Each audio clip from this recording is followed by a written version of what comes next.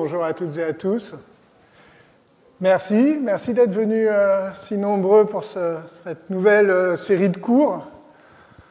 Je suis très heureux de vous retrouver. Alors vous le savez, cette année nous délaisserons provisoirement peut-être les rivages du Pacifique pour ceux, non moins agités, des débats sur l'universalisme.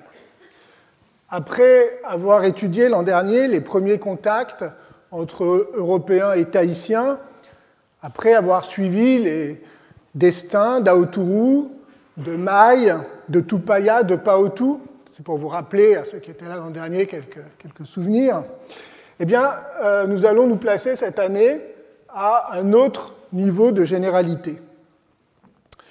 Au fond, il s'agit de reprendre les mêmes questions, mais sous un angle différent et à une autre échelle. L'enjeu étant toujours de comprendre comment les Lumières ont pensé leur rapport au monde, comment les philosophes du XVIIIe siècle ont essayé d'articuler d'une part une pensée héroïque de l'arrachement au passé par la force de la raison, et d'autre part une autocritique teintée de doute et de scepticisme devant le spectacle de la diversité humaine. Alors, les premières séances, je préfère s'en prévenir, sembleront peut-être un peu abstraites, inutilement austères au regard des aventures océaniques de l'an dernier, mais vous verrez, ne perdez pas patience, nous allons rapidement, au fur et à mesure des semaines, aborder des questions plus concrètes et rencontrer des personnages et des trajectoires presque aussi étonnants. D'ailleurs, nous n'abandonnerons pas totalement Tahiti, et pour être franc, je ne me donne pas plus de 45 minutes avant d'y revenir. Alors, l'universalisme. Alors, il ne vous a pas échappé, je pense, que le terme est désormais omniprésent, il sature le débat public, les livres et les numéros de revues se multiplient, qui enjoignent de le défendre, ou au contraire de s'en débarrasser, au point que l'on pourrait presque parler d'un chantage à l'universalisme, où chacun est sommé de choisir son camp. Alors, vous voyez ici, si ça marche, voilà, quelques échantillons de ce déluge éditorial. À vrai dire, personne ne se donne la peine de définir précisément cet universalisme que l'on se lance à la tête de part et d'autre, alors qu'il s'agit d'une notion éminemment complexe. Il faudrait commencer par distinguer plusieurs registres. D'abord, un universalisme épistémologique qui s'oppose au relativisme et affirme qu'il est possible de tenir un discours universellement vrai sur le monde réel.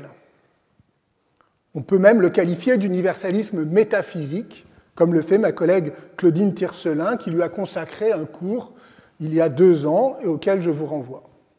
Deuxièmement, un universalisme moral qui pose la question de la pluralité des valeurs et donc de la possibilité de juger ou de critiquer une culture à partir de principes et de règles qui lui sont extérieurs. Enfin, un universalisme politique qui, surtout en France, désigne une certaine conception de la citoyenneté, résolument méfiante envers toutes les appartenances à d'autres collectifs que la communauté nationale. Alors, ces différents registres, bien sûr, interfèrent dès lors qu'il s'agit de penser ensemble l'unité anthropologique du genre humain et la diversité historique et culturelle des sociétés humaines, de leur langue, de leurs croyances et de leur système normatif. Mais il se situe néanmoins sur des registres argumentatifs différents. Et il relève d'ailleurs de disciplines des sciences humaines distinctes. Pour simplifier, et dans l'ordre, la philosophie, l'anthropologie et l'histoire ou la théorie politique.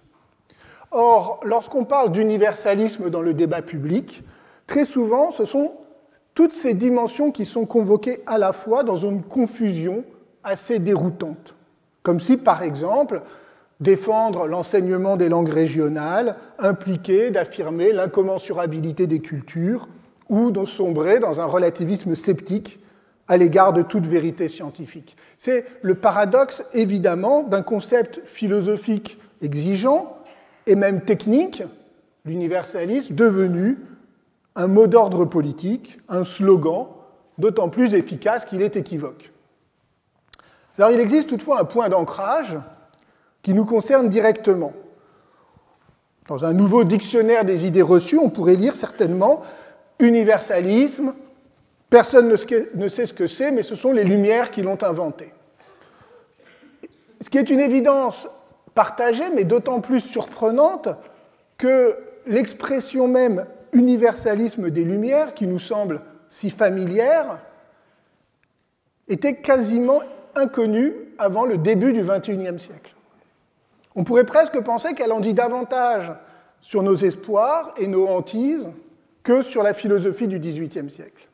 Et donc, partons, si vous le voulez bien, de nos obsessions contemporaines. Ce qu'il est convenu d'appeler l'universalisme des Lumières se situe au croisement de deux grands débats intellectuels et politiques qui sont parfois confondus, mais qu'il faudrait néanmoins distinguer si l'on veut comprendre quelque chose aux controverses actuelles. Alors le premier débat porte sur le caractère universel des valeurs sur lesquelles s'est fondée la modernité européenne. Ce débat s'est développé, il a pris son essor et sa forme dans la seconde moitié du XXe siècle, dans le sillage de la grande vague des décolonisations. Jusque-là, la domination européenne, puis occidentale en ajoutant l'Amérique du Nord, était incontestable. Domination politique, par le biais des empires coloniaux, mais aussi domination idéologique dans le modèle sur lequel reposait cette supériorité géopolitique apparaissait attractif. De l'Amérique du Sud au Japon, en passant par la Turquie, les élites modernisatrices cherchaient à imiter ce modèle sur le mode de l'émulation. La situation a changé après les deux guerres mondiales, à la fois parce que le prestige moral de l'Europe s'était abîmé et parce qu'émergeaient de nouvelles nations et de nouvelles puissances sur la scène internationale, donnant progressivement naissance à un monde multipolaire tel que nous le connaissons aujourd'hui.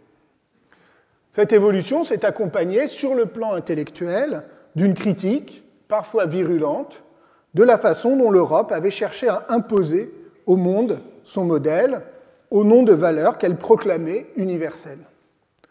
L'universalisme occidental, qui associe les droits de l'homme, le libéralisme économique et une philosophie du progrès, a donc été dénoncé. Certaines critiques ont reproché aux puissances européennes d'avoir instrumentalisé les valeurs libérales pour promouvoir leurs intérêts coloniaux ou simplement économiques. D'autres, plus radicales encore, ont remis en cause ces mêmes valeurs et leurs prétentions universelles, pas simplement leur instrumentalisation au service d'intérêts, mais ces valeurs elles-mêmes, les droits de l'homme par exemple, issus des révolutions atlantiques de la fin du XVIIIe siècle, dans cette perspective ne seraient que les droits de l'homme blanc européen, une idéologie individualiste apparue dans un lieu et un moment particulier de l'histoire mondiale et qui n'aurait donc aucune légitimité particulière à s'imposer à d'autres cultures et à d'autres sociétés, fondées sur des solidarités communautaires, par exemple, attachées à des traditions religieuses ou philosophiques, ou encore entretenant un rapport différent, moins utilitariste, à la nature. De même, la science moderne, désenchantée et instrumentale, derrière son idéal de rationalité universelle, aurait mis le monde et la nature en coupe réglée, aboutissant à une paradoxale déshumanisation et à l'actuelle crise écologique. Vous voyez, cette perspective, que je résume en quelques phrases, est au cœur de ce qu'on appelle aujourd'hui, pour simplifier, la pensée décoloniale. Dans ce contexte, les Lumières, bien sûr, font figure d'accusés. J'avais essayé de le montrer dans un chapitre de mon livre sur l'héritage des Lumières. Cette critique est parfois justifiée et utile, il faut le reconnaître, elle oblige à revenir au texte, sans fétichisme, Elle oblige à être sensible aux contradictions des philosophes du XVIIIe siècle, à leur timidité, voire à leur aveuglement par rapport à l'esclavage, à leur biais eurocentristes ou encore à leurs préjugés misogynes. Mais elle s'égare aussi, cette critique décoloniale, dans certaines outrances ou des caricatures, lorsqu'elle peint les Lumières comme un courant de pensée uniformément raciste et impérialiste, alors qu'en vérité les Lumières étaient plurielles et que de très nombreuses voix se sont élevées au XVIIIe siècle pour dénoncer l'impérialisme et l'arrogance européenne, pour plaider avec vigueur le droit des esclaves noirs ou des peuples colonisés. Et à ce titre, on remarque au passage une contradiction ou du moins une ambiguïté. Reproche-t-on aux Lumières d'avoir été trop universalistes ou de ne pas l'avoir été assez? Par exemple, lorsqu'on accuse Voltaire, on va peut-être faire comme ça sera plus simple, voilà, lorsqu'on accuse Voltaire pour les propos racistes ou judéophobes que l'on trouve effectivement et malheureusement sous sa plume, ce n'est pas l'universalité de la condition humaine et de la tolérance que l'on met en cause. Ce sont les insuffisances et les préjugés de Voltaire, son manque d'universalisme, justement. De même, lorsqu'on s'étonne que les révolutionnaires n'aient pas aboli l'esclavage dès l'été 1789, on ne remet pas en cause l'égalité naturelle des hommes, mais la timidité des constituants, peu pressés de se hisser à la hauteur de leurs propres principes. Plus radicale est l'objection qui rejette l'universalité des Lumières, je le disais tout à l'heure, comme un idéal strictement européen ou occidental. Dans le monde globalisé et contemporain, on assiste alors à un conflit des universels.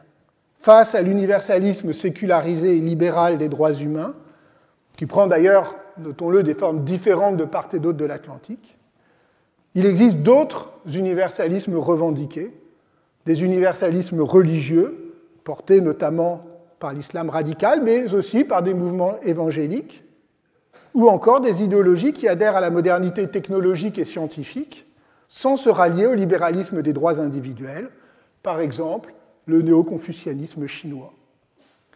Alors même que les sociétés mondiales semblent plus interdépendantes que jamais, il n'existe pas aujourd'hui d'institution qui permettrait de construire un lieu de l'universel à l'échelle globale. Alors, en théorie, c'est bien sûr le rôle du droit international, mais comme l'avait montré Mireille Delmas-Marty, l'introduction difficile des droits de l'homme et de la catégorie d'humanité dans le droit positif révèle ce qu'elle appelait les faiblesses de l'universalisme juridique, confronté aux dynamiques de la globalisation, aux intérêts des États et aux conflits des valeurs. Ça, c'est ce premier débat qui se situe à l'échelle internationale et de la confrontation entre l'Occident et les autres espaces culturels et politiques. Un second débat autour de l'universalisme s'est développé plus récemment, à partir des années 1990, en réaction aux revendications et aux politiques dites identitaires dans les pays occidentaux. Pour le dire vite, les mobilisations sociales se sont en partie déplacées du terrain économique et social vers un plan plus juridique et symbolique, celui de la lutte contre les discriminations et des demandes de reconnaissance des minorités. Cette évolution a conduit non seulement à l'apparition de nouveaux droits, mais aussi à des politiques publiques comme la fameuse discrimination positive. Cette question n'est évidemment pas sans lien avec ce qui précède, car ces revendications dites identitaires sont souvent liées aux flux migratoires post-coloniaux qui ont entraîné une diversification culturelle et religieuse des sociétés occidentales. À certains égards, le pluralisme culturel mondial s'est invité à l'intérieur même des États-nations occidentaux.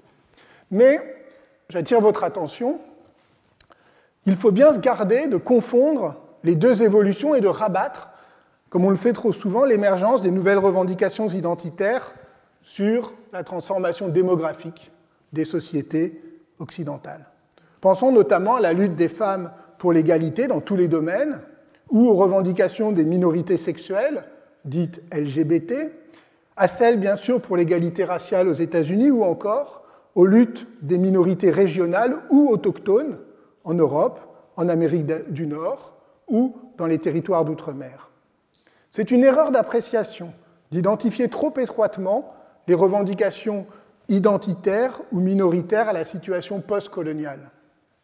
Il s'agit plutôt d'une prise de conscience nouvelle au sein même des sociétés européennes que des injustices longtemps tues ou minorées, des inégalités devenues insupportables, imposaient de nouvelles formes de lutte. De même que les luttes sociales des 19e et 20e siècles avaient dénoncé le caractère trop formel d'une égalité juridique insuffisante à réduire les inégalités sociales, de même, les luttes pour la reconnaissance du début du XXIe siècle critiquent le principe de l'universalisme abstrait pour réclamer de nouvelles formes de justice et davantage de pluralisme. Cette question, vous le savez, est une des plus sensibles aujourd'hui dans les démocraties libérales. Elle a suscité d'intenses débats théoriques et politiques autour des possibilités et des dangers de ce qu'on appelle le multiculturalisme. Débats, il faut le reconnaître, qui ne brillent pas toujours par leur sens de la nuance. Sous l'angle de l'idéal d'universalité, il faudrait au minimum distinguer entre des politiques de la reconnaissance qui se pensent et qui se situent dans la continuité des grands combats d'émancipation pour la justice et l'égalité, ceux des droits civiques, ceux de l'égalité entre hommes et femmes, et qui réclament donc plus d'égalité pour plus d'inclusion, et d'autre part, qui existe aussi, l'affirmation essentialiste de communautés indifférentes, voire hostiles, les unes aux autres. Et encore, cette distinction est peut-être trop tranchée, car la revendication d'appartenance à un groupe minoritaire peut très bien n'être qu'une étape nécessaire ou imposée vers l'inclusion égalitaire, soit sous la forme de ce que Gayatri Spivak, une des grandes figures de la pensée postcoloniale, a appelé un essentialisme stratégique. Il faut commencer par se réunir entre soi pour se faire entendre et faire émerger le sens d'une expérience commune, soit, mais ce n'est qu'une étape, soit sous l'angle du retournement du stigmate, quand un sous-groupe, méprisé, montré du doigt, choisit de revendiquer cette même identité stigmatisée, comme l'avait diagnostiqué le sociologue Robert Castel. Alors, en France, le débat a pris une tournure particulière, parce que la centralisation politique, le caractère indivisible de la République et l'importance de la laïcité entretiennent un imaginaire national unanimiste, hostile à toute prise en compte des identités particulières. En réaction aux nouvelles luttes minoritaires, le thème de l'universalisme républicain a émergé à partir du milieu des années 1990 dans le contexte des débats houleux qui ont conduit à la loi du 6 juin 2000 sur la parité, qui imposait, vous vous en souvenez, aux partis politiques de présenter une moitié de candidatures féminines aux élections. Les adversaires de la loi, y compris des intellectuels qui se réclamaient du féminisme universaliste, comme Elisabeth Badinter ou Mona Ozouf, ont alors brandi l'argument d'une tradition républicaine hostile à toute distinction liée au genre ou à l'origine des individus. Tandis que celles qui étaient favorables à la parité, comme Gisèle Halimi ou Sylviane Agacinski, développaient en retour une critique de ce qu'elles appelaient l'universalisme abstrait et indifférencié qui conduirait à perpétuer les inégalités de genre en les invisibilisant. Et on a vraiment au début des années, à la fin des années 90, dans ces débats, l'émergence dans le débat public des débats autour de l'universalisme républicain. Ces débats ont d'ailleurs été analysés par l'historienne américaine John Scott, qui y voyait une crise de l'universalisme français. Celui-ci, l'universalisme français, allait pourtant devenir un argument politique de plus en plus central au début des années 2000, dans un contexte international marqué par les attentats islamistes de New York et de Madrid, sur le plan national par les débats sur le foulard islamique, sur la fracture coloniale et sur la mémoire de l'esclavage. L'universalisme est alors devenu un mot-clé du langage néo-républicain, évoluant vers des positions de plus en plus conservatrices, hostiles aux revendications issues des minorités, au point que certains historiens du discours républicain, comme Jean-Fabien Spitz, ont diagnostiqué, je cite, un nouvel intégrisme politique. Cet universalisme républicain, c'était pas ça, c'était ça, voilà. Cet universalisme républicain se revendique explicitement de l'héritage des Lumières et reproche à ses adversaires de l'avoir trahi. Ainsi, il y a 2 ans, en janvier 2022, un colloque s'est tenu à la Sorbonne, sous le patronage du ministre de l'Éducation nationale, qui était explicitement dirigé contre, je cite, l'idéologie woke et la déconstruction, et défendait l'universalisme, je cite, contre les personnes à qui les idées des Lumières font peur. Alors le terme universalisme, dans ce contexte, pourrait prêter à confusion, tant ses promoteurs insistent sur l'idée d'une spécificité politique nationale, au point de parler d'un universalisme français ou à la française, dont la laïcité serait le marqueur principal. Mais qu'est-ce qu'un universalisme uniquement et spécifiquement français? Comme l'écrivait Naomi Shore, une historienne de la littérature française trop tôt disparue, cet oxymore, universalisme français, puise sa force dans une idéologie de très longue durée, spectrale, disait-elle, selon laquelle la France serait le pays de l'universel, dont les 2 piliers seraient la Déclaration des droits de l'homme et la langue française. Et de fait, notre pays entretient depuis 2 siècles la conviction que son histoire est à ce point unique qu'elle l'autorise à prodiguer des leçons au monde entier, au point d'en faire un élément central de la conscience qu'il entretient de lui-même, dans un équilibre toujours précaire, il faut bien le dire, entre le sublime et le ridicule, si vous voulez, entre Victor Hugo et OSS 117. Le succès politique récent du terme universalisme tient certainement au fait justement qu'il conjure le risque de provincialisme inhérent à l'idée d'un modèle politique irréductiblement français. Or, se réclamer des Lumières permet de renouer avec un autre versant de l'universalisme, le discours prosélyte, édifiant, celui d'une mission civilisatrice de la France chargée d'éclairer le monde.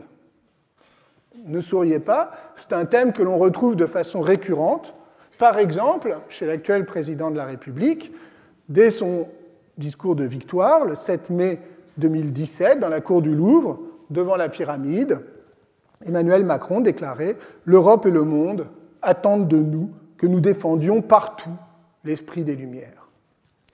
Alors le croisement de ces 2 débats, ça, c'est là que je voulais en venir, croisement de ces 2 débats, celui sur l'universalisme occidental à l'épreuve du monde multipolaire et celui sur l'universalisme républicain confronté aux nouvelles demandes de justice, ont donc en commun de renvoyer inlassablement aux Lumières, considérées par leurs défenseurs comme par leurs détracteurs, comme l'origine de l'universalisme, qu'il s'agisse de la mission civilisatrice de l'Occident ou de la laïcité républicaine à la française. Et c'est donc ce qui me conduit cette année à m'interroger sur cet universalisme que l'on attribue aux Lumières.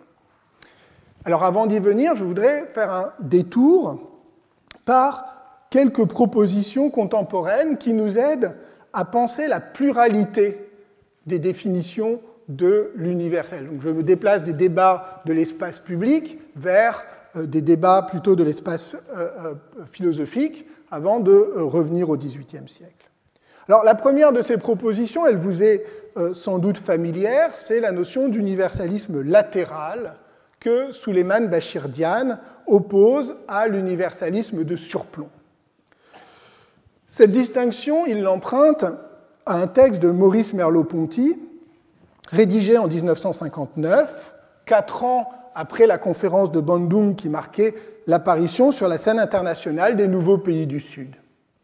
Le contexte intellectuel immédiat dans lequel Merleau-Ponty écrit ce texte est différent, c'est l'élection de Claude Lévi-Strauss au Collège de France. Merleau-Ponty était amené alors à réfléchir aux conséquences pour la philosophie de l'anthropologie sociale, de Mauss à Lévi-Strauss, et c'est d'ailleurs le titre de son article. Ce qui l'intéressait, c'était la façon dont l'anthropologie, comme discipline, travaille la notion de structure dans un va-et-vient permanent entre la théorie, qui met en lumière des faits anthropologiques universels, et l'ethnographie ancrée dans l'expérience concrète des individus et des sociétés, c'est-à-dire des singularités empiriques. Le chercheur est amené à faire un détour par l'altérité, c'est-à-dire le terrain, avant de revenir à ce qui lui est familier, riche désormais d'une distance critique et apte à se faire, je cite Merleau-Ponty, l'ethnographe de sa propre société, grâce à la prise en considération de l'égale importance et dignité des cultures. Ce texte de circonstance permettait aussi à Merleau-Ponty d'approfondir une question à laquelle il ne cessait de se confronter depuis la fin des années 1940 et qui était née de l'insatisfaction à l'égard d'un autre universalisme, le marxisme triomphant, à vocation scientifique. À la philosophie de l'histoire marxiste, Merleau-Ponty opposait en effet la prise en compte des singularités, ce qu'il appelait des différences comme différences. Il écrivait ça dans un texte de 1948. Son rejet d'une théorie surplombante, indifférente aux particuliers, avait été un des grands motifs de sa rupture avec Jean-Paul Sartre en 1953. Sartre lui reprochait, comme il l'avait fait à Albert Camus, de ne pas se hisser à la hauteur de l'universel, c'est-à-dire de la philosophie de l'histoire marxiste. Se hisser à la hauteur de l'universel, pour Sartre, ça voulait dire s'arracher à tous ses attachements personnels, biographiques, subjectifs. Comme l'a montré Judith Revel, le désaccord portait sur le rapport au temps et à l'histoire, sur la pluralité des voies vers l'émancipation. En 1959, donc 2 ans avant sa mort, Merleau-Ponty prolongeait cette réflexion grâce à la rencontre avec l'anthropologie sociale qui lui permettait de déplacer la question à l'échelle de la diversité des cultures humaines. Depuis plusieurs années, Souleymane Bachir Diagne s'est appuyé sur ce texte pour développer avec constance son propre idéal d'un universel vraiment universel, comme il aime à dire, ou encore d'un universel de la traduction. L'hypothèse centrale, c'est que l'universalisme ne peut pas se construire par abstraction, sur la base d'une logique formelle ou d'une langue unique, mais uniquement par reconnaissance de la pluralité des langues. Il est essentiel de bien comprendre que cette proposition ne vise pas à revendiquer l'étanchéité des cultures, mais bien d'affirmer que chaque langue apporte sa part singulière à notre conception de l'humanité, et que l'universel n'implique pas l'effacement de cette pluralité, mais qu'il doit au contraire se nourrir de cette richesse. C'est la démonstration, certains s'en souviennent, que Souleymane Bachir Diagne a donnée ici même, il y a quelques mois, dans le colloque sur les lumières plurielles, où il avait montré que les mots Ubuntu, en langue bantoue, et Nité, en wolof, une fois élaborés comme des concepts philosophiques, permettent de penser un humanisme plus universel, une façon d'approfondir l'humanité au-delà de l'individualisme associé à l'humanisme occidental, mais en dialogue avec lui. Alors bien sûr, la question reste ouverte de savoir comment on reconstruit l'universel sur la base de cette prise en compte de la diversité des langues. L'universalisme latéral garde une part de mystère, au sens où il n'offre pas, clé en main, un contenu universel immédiatement disponible.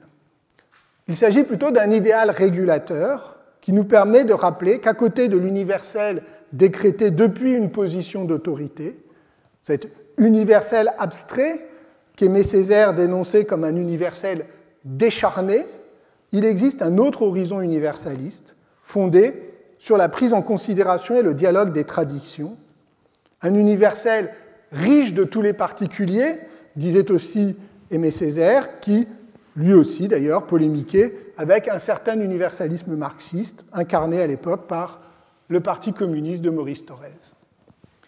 Ces approches exercent aujourd'hui une influence considérable sur tous ceux qui s'efforcent de penser l'universel après l'universalisme, selon la formule de Marcus Messling, dans un livre consacré aux littératures francophones contemporaines.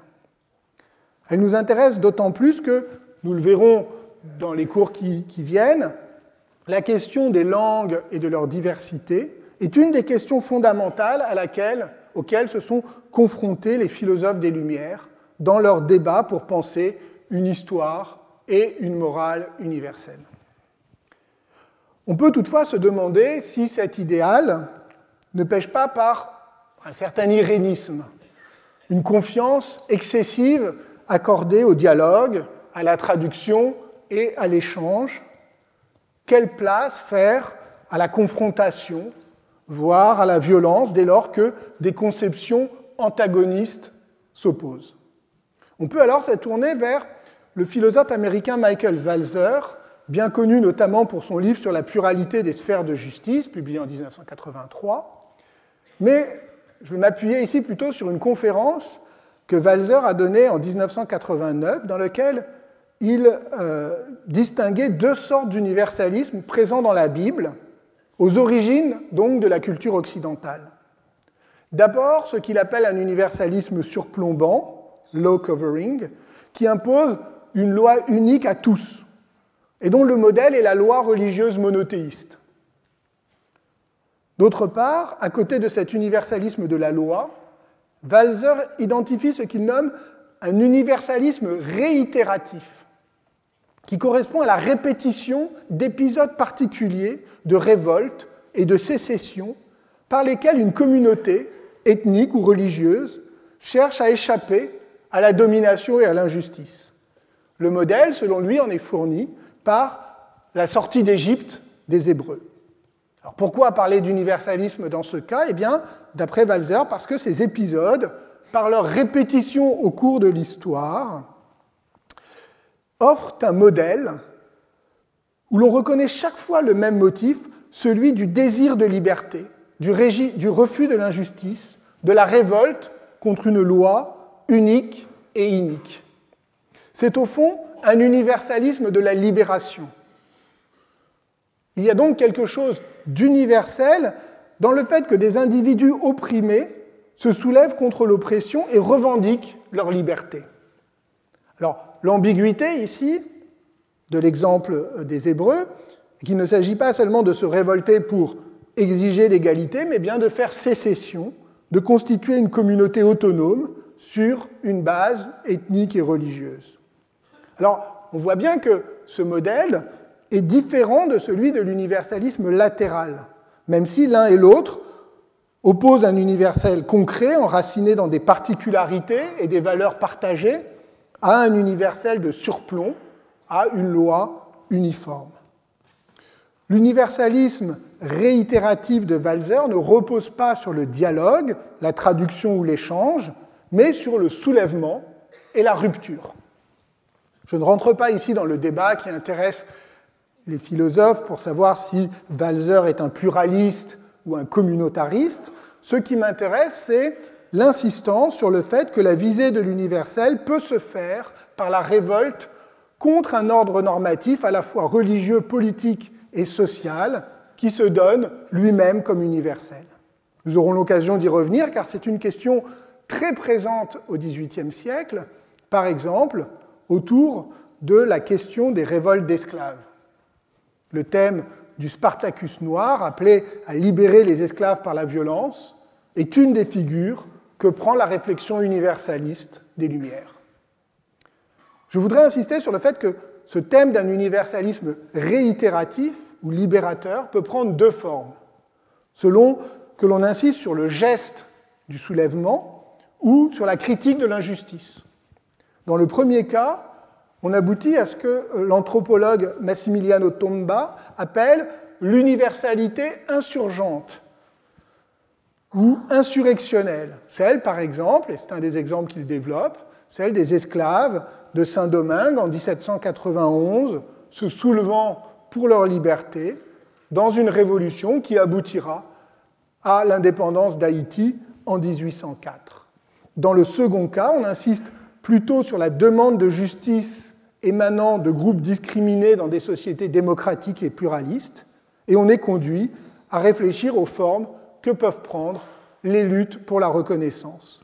C'est ce que fait, par exemple, dans un livre paru cet automne, le philosophe Bruno Perrault, qui développe l'idée, a priori paradoxale, d'un universalisme minoritaire, fondé justement, cette théorie est fondée, son livre, sur une relecture critique des sphères de justice de Walser, devenues, chez Perrault, des sphères d'injustice. L'idée essentielle ici est que l'exigence d'universalité se construit aussi à partir d'expériences individuelles et collectives d'injustice, par exemple la discrimination. Alors ces réflexions vont nous être utiles parce qu'elles nous permettent de penser que la critique de l'universalisme comme absolu, comme une loi qui s'impose à tous et toutes de la même façon, eh bien, cette critique ne conduit pas nécessairement, contrairement à ce qu'on dit trop souvent, à l'enfermement essentialiste dans des identités communautaires. Elle peut, au contraire, mener vers d'autres figures de l'universel, d'autres gestes visant l'universalité. Mais ces propositions ont en commun, et c'est peut-être leur talon d'Achille, d'opposer systématiquement un bon universalisme et un mauvais universalisme. Le premier étant surplombant, abstrait, législatif, le second pluraliste, ancré dans le particulier, dans la diversité du monde, dans les revendications minoritaires. On peut penser que ces systèmes binaires sont un peu manichéens, et par ailleurs, ils sous-estiment que l'universalisme de surplomb, dans une société démocratique et libérale, n'est pas une loi qui s'impose à tous comme la loi divine dans la Bible, mais qu'elle repose sur un travail de délibération politique et sur la dynamique des débats publics. Il faut alors situer la critique à l'intérieur même de l'universalisme moderne et démocratique fondé sur l'autonomie morale des individus et l'horizon cosmopolite de l'humanité. C'est ce qu'a fait notamment la philosophe Eleni Varikas dans un livre trop peu commenté à mon sens, où elle a décrit ce qu'elle appelle les antinomies de l'émancipation. Depuis la Révolution française, l'universalisme entretient une double dynamique. D'une part, il impose une logique majoritaire, où toute différence est perçue comme une particularité, et donc comme une déviation à la norme, celle-ci étant établie sur le groupe principal, devenu le critère de l'universel. De l'autre, en posant des droits et un horizon cosmopolite, l'universalisme rompt avec les sociétés hiérarchiques du passé. Il abolit les inégalités statutaires et il offre à tous et à toutes un idéal émancipateur. Donc vous voyez, c'est ça l'antinomie de l'universalisme, c'est le fait qu'il est à la fois une idéologie qui peut devenir répressive et une espérance qu'il faut entretenir. Cette contradiction au sein de l'universalisme, les historiens et les historiennes de la Révolution française et des mouvements émancipateurs l'ont très souvent décrite. Ainsi, et là encore nous aurons l'occasion d'y revenir beaucoup plus longuement lors d'une séance, alors même que la Révolution de 1789 n'abolit pas l'esclavage dans les colonies, enfin pas tout de suite, elle l'abolira en 1794, eh bien les esclaves en tout cas certains d'entre eux, se sont réclamés des droits de l'homme proclamés en 1789 pour revendiquer leur liberté, prouvant ainsi, selon la formule de Cillian Larcher, que l'universel n'appartient à personne. Dans les Antilles, comme elle l'a montré, toute l'histoire du XIXe siècle sera marquée par des conflits autour de l'accès à la citoyenneté des esclaves, mais aussi des anciens esclaves, puisque ceux-ci, les anciens esclaves, garderont un statut, même après l'émancipation, marqué par un régime d'exception. La question ici est bien celle de la gestion des différences au cœur même de l'universalisme moderne. L'aspiration égalitaire, fondée sur l'idéal d'une commune humanité, produit ses propres exclusions en repoussant aux marges de la communauté politique certains individus ou certains groupes jugés trop différents. Dans une série d'articles qu'il a consacrés depuis 20 ans à cette question de l'universel, Étienne Balibar est allé un cran plus loin en constatant, en affirmant qu'il existe entre les êtres humains des différences irréductibles qu'il qualifie de différences anthropologiques et qui ont elles-mêmes un caractère universel. Et il pense principalement à la différence homme-femme, mais aussi aux différences ethniques et culturelles. Alors, c'est évidemment une affirmation qui peut paraître périlleuse, car elle pourrait conduire à l'essentialisation de ces différences. Mais ce n'est pas du tout le chemin qu'emprunte Étienne Balibar.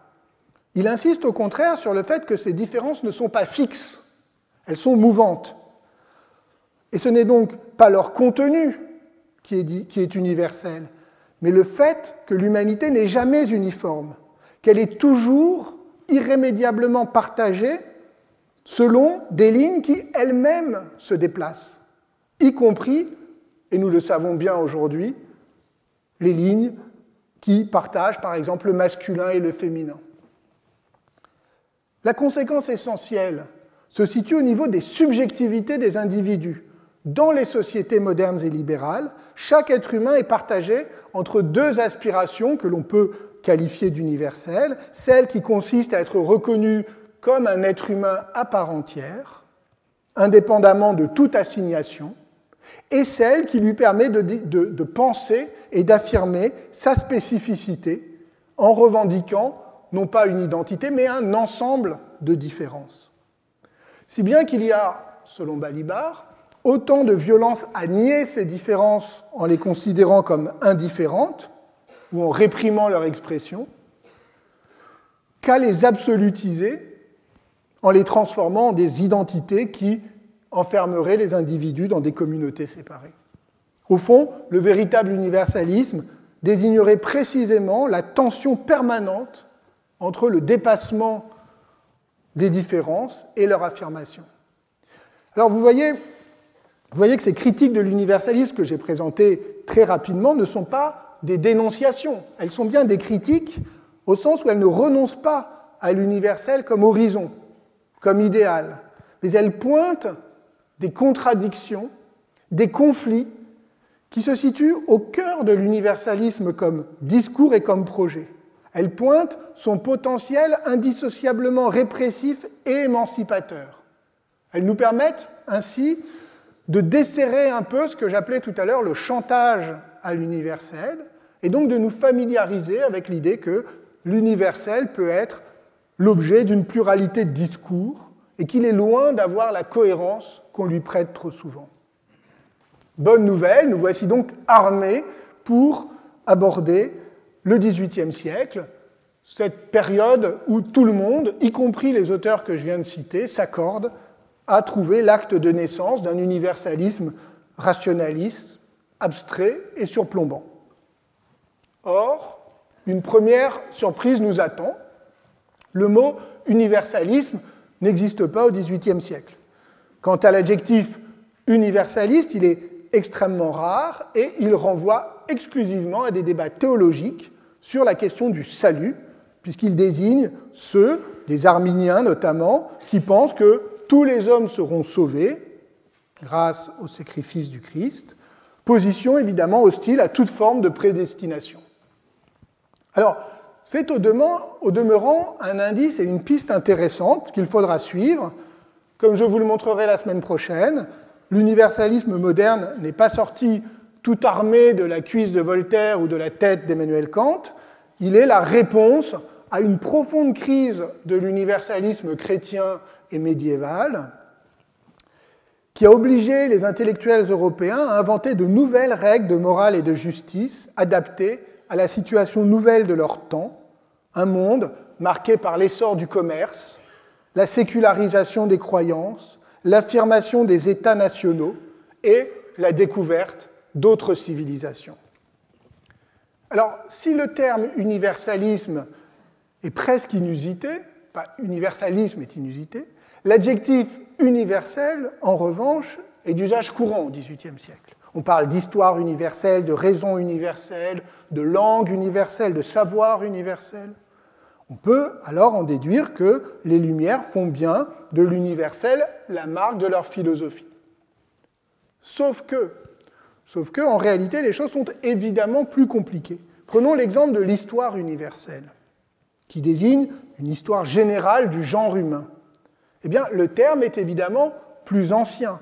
On le trouve, par exemple, fréquemment au XVIIe siècle, et dans la première moitié du XVIIIe siècle, l'expression renvoie notamment, et même principalement, à Bossuet, dont le discours sur l'histoire universelle, rédigé en 1681 pour le Dauphin, est justement considéré par Voltaire comme un repoussoir, comme le symbole d'une vision chrétienne de l'histoire placée sous les auspices de la Providence.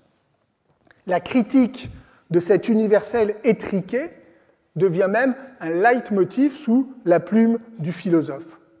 Il écrira à son tour une histoire du monde, qu'il prend soin d'ailleurs d'appeler histoire générale, pour mieux critiquer dès la préface l'entreprise de Bossuet, qui l'accuse, j'ai toujours bien aimé cette expression, il l'accuse d'avoir oublié l'univers dans une histoire universelle, c'est-à-dire de s'être concentré sur l'histoire chrétienne européenne.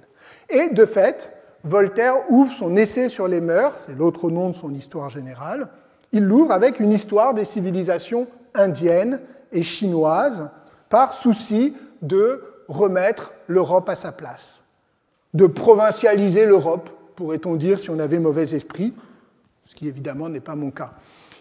Ben, écoutons plutôt Voltaire lui-même, qui ne cesse d'y revenir. Par exemple, dans un conte publié en 1769, qui n'est pas le plus célèbre, ni d'ailleurs le meilleur de ses contes, enfin, il existe, s'appelle Les Lettres d'Amabed, il raconte l'histoire d'un jeune Indien qui découvre l'Europe.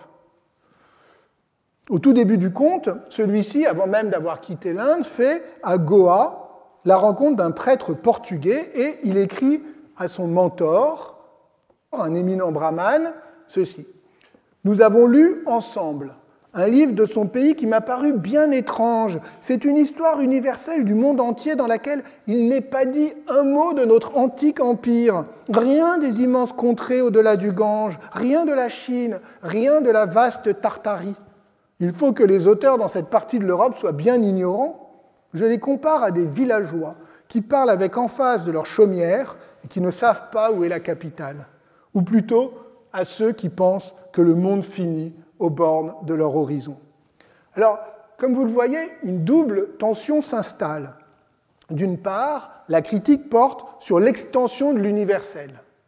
Voltaire élargit le regard, inclut les grandes civilisations asiatiques, prône une histoire véritablement universelle qui se déploierait à l'échelle du monde nouveau, prenant acte des effets de la première mondialisation, de cet englobement du monde décrit par Antonella Romano, par lequel les auteurs des XVIe et XVIIe siècles ont progressivement intégré la dimension globale de l'univers, notamment par la découverte de l'immense empire chinois et de son histoire millénaire. On pourrait alors dire que Voltaire substitue un universel global et sécularisé à l'universel européen et chrétien de Bossuet. Mais il est clair aussi que c'est la notion même d'universel qui se trouble. Chez Bossuet, l'histoire est universelle parce qu'elle est une histoire dominée par la providence divine. Elle est guidée par un principe unique, universel, dont le déploiement lui donne son sens. Alors que chez Voltaire, il s'agit d'abord d'une histoire générale, une histoire qui cherche à prendre en considération le plus grand nombre d'expériences possibles, au risque de la prolifération de récits disparates. Or, cette opposition est en réalité une tension inscrite au cœur même de l'universalisme entre, d'une part, une définition normative de l'universel qui désigne un principe nécessaire, absolu, toujours valable, et une définition empirique de l'universel, c'est-à-dire de ce qui est commun à tous.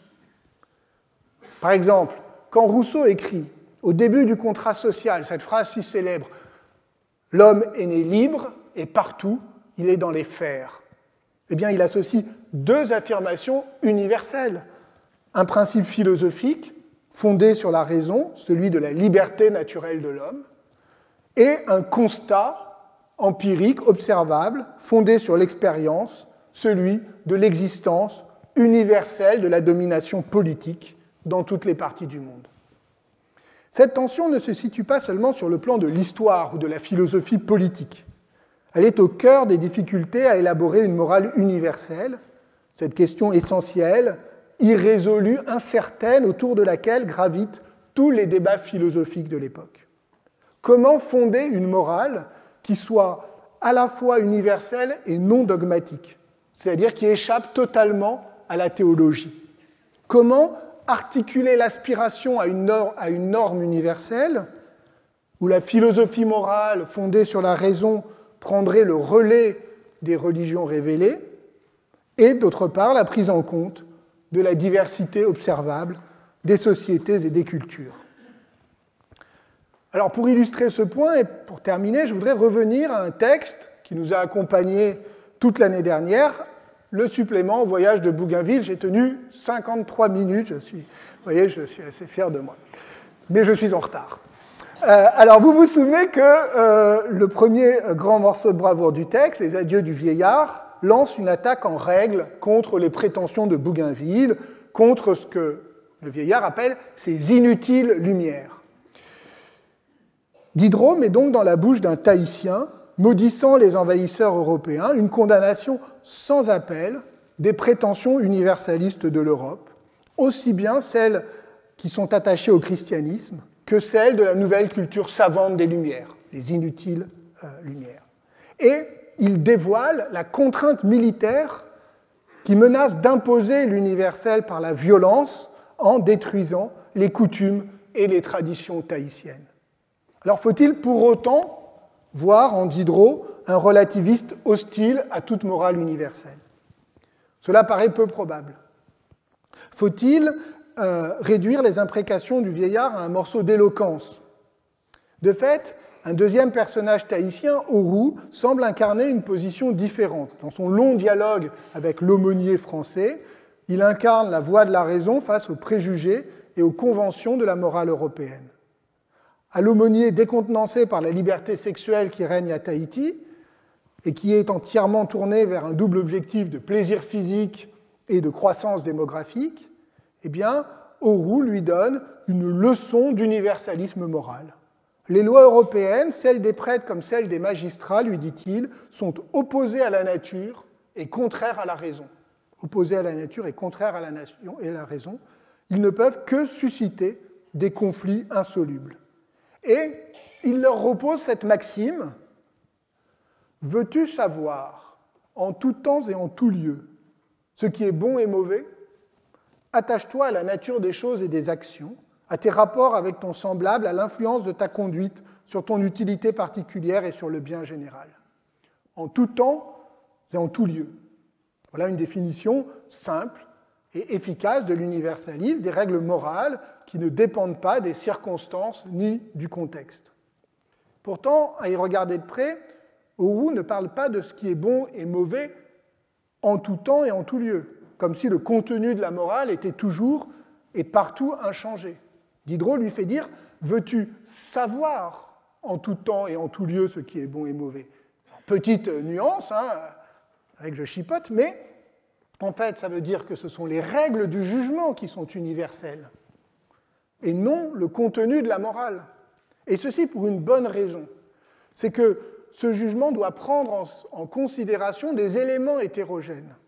D'abord, vous voyez, premier élément, la nature des choses et des actions.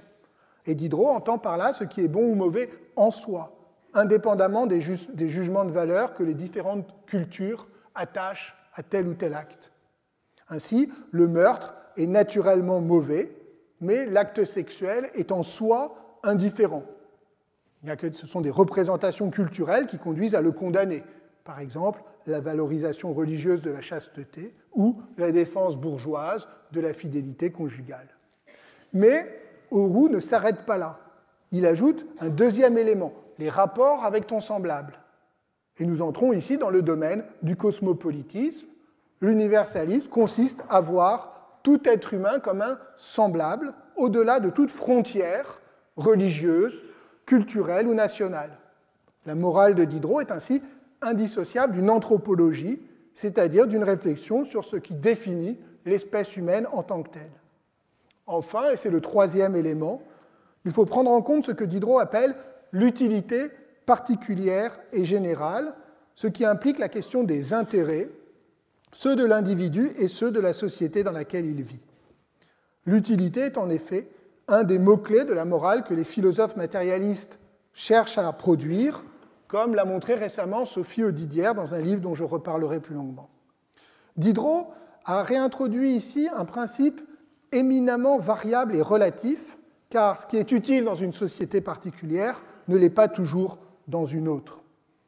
Ainsi, les règles de la sexualité à Tahiti sont liées aux besoins démographiques de l'île, comme Auroux le rappelle, dans un monde où les bras sont trop rares.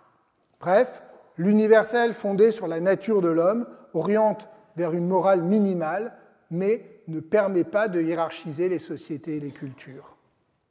Alors, que retenir de ce bref extrait? D'abord que la pensée de l'universel, chez Diderot, comme chez de nombreux penseurs des Lumières, est tout sauf dogmatique. Elle ouvre plutôt un espace d'interrogation et de perplexité. La question originelle est la suivante: comment fonder de nouvelles normes morales, émancipées à la fois de la morale religieuse et des conventions sociales? Diderot a cru d'abord dans sa jeunesse trouver cette norme dans le cœur humain, dans une bienfaisance naturelle, un sens moral inné commun à tous les hommes. Plus tard, son matérialisme l'a conduit à chercher dans la nature le principe suprême capable de fonder un code universel. C'est souvent ainsi qu'on lit le supplément. Mais la réalité est plus complexe, car la nature est une catégorie trop polysémique, trop ambivalente. Tout est dans la nature, même le vice, dit un des protagonistes du discours, du dialogue. C'est donc dans un équilibre entre la nature et l'utilité sociale qu'il faut chercher la solution. Mais alors, si les règles de jugement sont universelles, vous le voyez ici, le contenu de la morale, lui, ne peut que changer. Chaque société doit inventer ses propres règles. Il n'est d'ailleurs pas anodin que la sexualité soit le sujet privilégié de ces réflexions, car elle se situe justement à l'intersection de la pure naturalité, celle de la reproduction et du plaisir physique, et de la socialité, sous l'angle des conventions et des préjugés, mais aussi des sentiments, de la jalousie et de l'honneur. La fiction ethnographique de Tahiti permet à Diderot de faire un détour par l'altérité comme exercice de pensée. L'Europe n'a aucune légitimité, dit-il, à imposer aux autres ses propres normes. Le rôle du philosophe est de proposer un écart pour regarder sa société du dehors et pour critiquer ses propres préjugés, non pour s'en glorifier comme d'un modèle à offrir au monde. Dès lors qu'il n'existe plus de normes absolues et que chacun doit penser par lui-même, reconstruire un universel moral et politique devient une tâche énorme, titanesque. Dans cette perspective, il ne peut pas y avoir, il n'y a jamais eu un universalisme des Lumières, mais des efforts divergents, contradictoires, pour maintenir un horizon d'universalité au cœur de la modernité pluraliste. Alors ce sera l'objet des prochaines séances que de déplier ces efforts, d'en comprendre les enjeux, les contradictions, les succès et les limites. L'universalisme a une histoire, écrit Maurice Samuels dans un livre sur lequel, là encore, nous reviendrons, consacré aux Juifs en France depuis la Révolution. Samuels déconstruit certaines idées reçues à propos de l'assimilationnisme qui serait inhérent au républicanisme français. Il montre que l'universalisme français n'est pas une doctrine arrêtée, mais, je le cite, une série continuelle de renégociations. Alors, dans cette série de cours, je voudrais moi aussi faire confiance à l'histoire tout en élargissant un peu la perspective. Je voudrais vous convaincre qu'une histoire culturelle et politique des idées a quelque chose à nous apprendre de cette histoire de l'universalisme conçue comme un discours philosophique et un langage politique beaucoup moins homogène qu'il n'y paraît. une histoire non dogmatique qui ne nous dit pas ce que nous devons penser, mais qui redonne aux concepts politiques toute leur richesse et leur complexité, loin des simplifications idéologiques. Il s'agira de comprendre en quoi les Lumières peuvent être dites universalistes, mais aussi d'évaluer dans quelle mesure l'universalisme républicain actuel peut ou non se dire l'héritier des Lumières. Alors, je ne vais pas répondre dès aujourd'hui à cette question, vous l'avez bien compris, d'abord parce qu'il faut que je garde un peu de suspense pour maintenir votre attention dans les semaines qui viennent, et plus sérieusement parce que la réponse, eh bien, vous vous en doutez, sera nuancée. Mais je peux d'ores et déjà, et je m'excuse de dépasser légèrement, mais si vous m'accordez encore 3 minutes, vous présenter, vraiment 3 minutes, vous présenter mes hypothèses de travail, celles qui vont, et ce sera 3 minutes, qui vont nous guider dans la lecture des textes que je voudrais vous proposer dans les semaines qui viennent. Ma première hypothèse, elle ne devrait pas vous surprendre, c'est qu'il faut pluraliser l'universalisme des Lumières. Et je distinguerai donc 3 langages de l'universel, largement concurrents. D'abord, ce que j'appelle un universalisme cosmopolite, à teneur juridique, qui promeut l'idéal de tolérance et l'égalité des droits, et que nous suivrons de Pierre Bayle à Lessing et Kant. Ensuite, un universalisme historique, fondé sur la notion de civilisation, qui interroge le rôle de l'Europe comme modèle et comme modèle historique. Et Voltaire en est le plus grand promoteur. Et enfin, troisièmement, un universalisme critique dont l'horizon est la libération, voire la révolte contre l'oppression, que nous étudierons chez les abolitionnistes, mais aussi dans la littérature féminine. L'exploration de ces 3 universalismes dans les textes des Lumières nous occupera lors des premières séances jusque fin janvier. Ma deuxième hypothèse, c'est que la Révolution française a totalement rebattu les cartes en inscrivant l'aspiration à l'égalité naturelle dans un cadre politique nouveau, celui de la nation démocratique, ouvrant un espace d'émancipation, mais aussi de litige et de conflit autour de l'extension de l'universel et donc de la citoyenneté. En février-mars, nous verrons comment les 3 langages universalistes des Lumières se sont reconfigurés dans ce cadre nouveau, en passant de la morale à la politique, alimentant des débats houleux sur la République universelle du genre humain, sur la construction d'une communauté nationale et sur l'accès aux droits politiques. Mais auparavant, je vous proposerai de prendre un peu de recul historique en plongeant dans une longue durée de l'universalisme, celle des racines médiévales et même antiques de l'universalisme occidental. C'est ce que nous ferons la semaine prochaine, si vous le voulez bien. Je vous remercie.